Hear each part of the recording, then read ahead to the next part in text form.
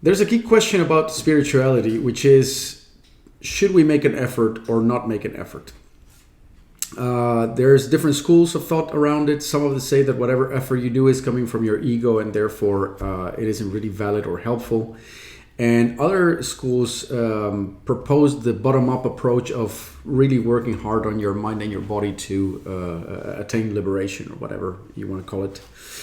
In the current video series that I'm doing, we're discussing the book In Search of the Miraculous, about the life and teachings of G.I. Gurdjeff. And in today's video, we're going to talk about Gurdjeff's stance on effort for a spiritual realization.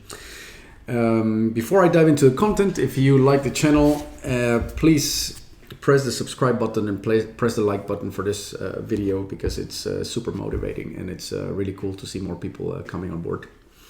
And without further ado, we're going to get into the quotes of Gurdjieff around effort in spirituality. He says, fusion, inner unity, is obtained by means of friction, by the struggle between yes and no in man. If a man lives without inner struggle, if everything happens in him without opposition, if he goes wherever he is drawn or wherever the wind blows, he will remain such as he is. So here he starts already to hint at this idea that that there is a certain friction required, and the friction that is required will be mentioned a little bit later. It's about the mechanicalness and the normal momentum of nature versus the effort that's required to create a nucleus of conscious awareness in a person. He also says the sacrifice is necessary. If nothing is sacrificed, nothing is obtained, and it is necessary to sacrifice something precious at the moment, to sacrifice for a long time, and to sacrifice a great deal. The theme of sacrifice keeps coming back sometimes in sort of more monastic traditions or traditions that preach for austerity. And that has been very often confused in terms of making sacrifices in the external world, making sacrifices and depriving yourself of comfort and pleasure. But the ultimate sacrifice that is required in the spiritual path is the sacrifice of your very sense of identity and sense of individuality, which is the ultimate sacrifice. It is akin to death as far as the ego is concerned. So here, once again, the theme of effort and sacrifice already starts to come forward in a very clear way in the writings of Gurdjieff. He also says, this all shows how difficult and rare spiritual development is. The development of these possibilities is not a law. The law for man is existence in the circle of mechanical influences, the state of man-machine, which is the previous video that I made. The way of the development of hidden possibilities is a way against nature, against God.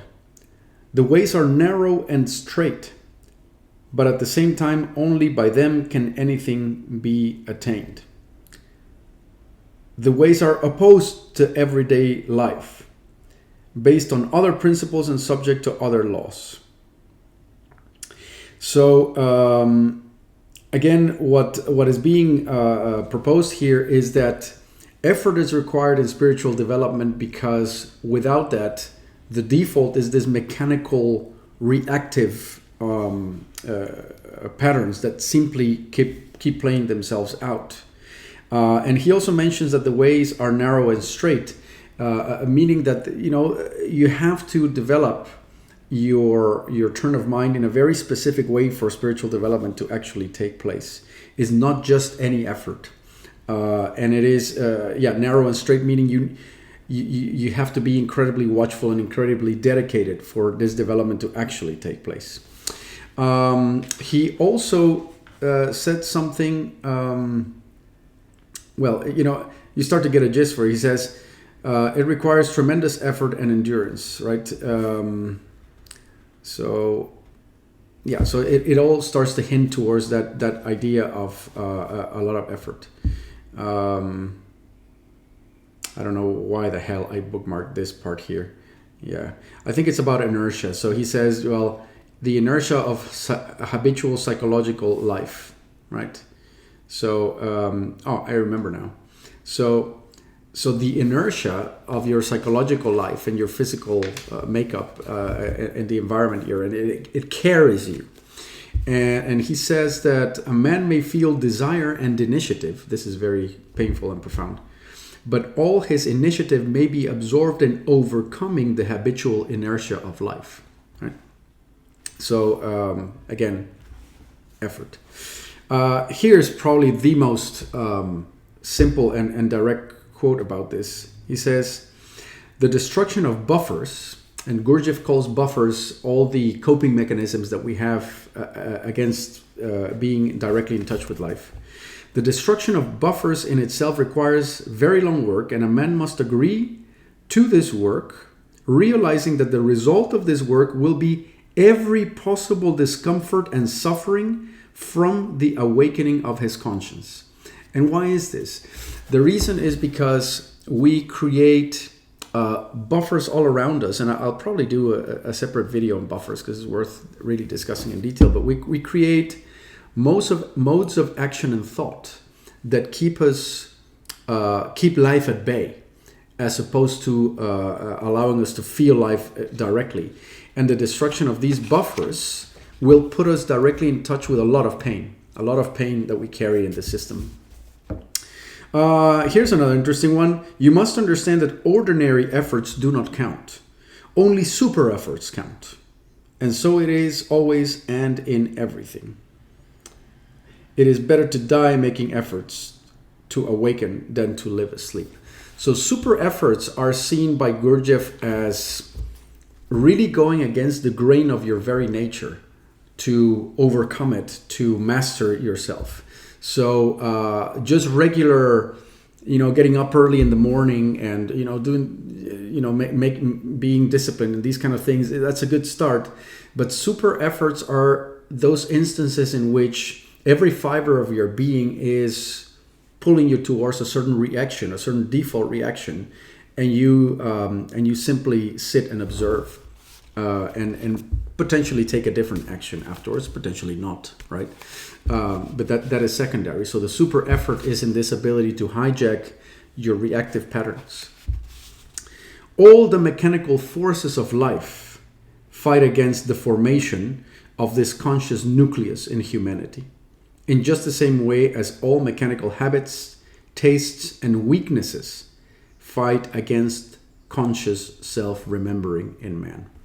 So I think if you listen to these quotes, it becomes pretty clear that Gurdjeff's stand on effort in the spiritual path is fairly black and white. He does not he's not a very live and let live kind of guy, and in fact he mentions in some of his passages that the development of a high degree of consciousness is a big luxury, and it is not meant to happen to most people, right? So you'll hear sometimes in Buddhism say, may all conscious beings awaken, and it would be great if everybody awakes, and Gurdjieff is like, nah, that's not supposed to happen.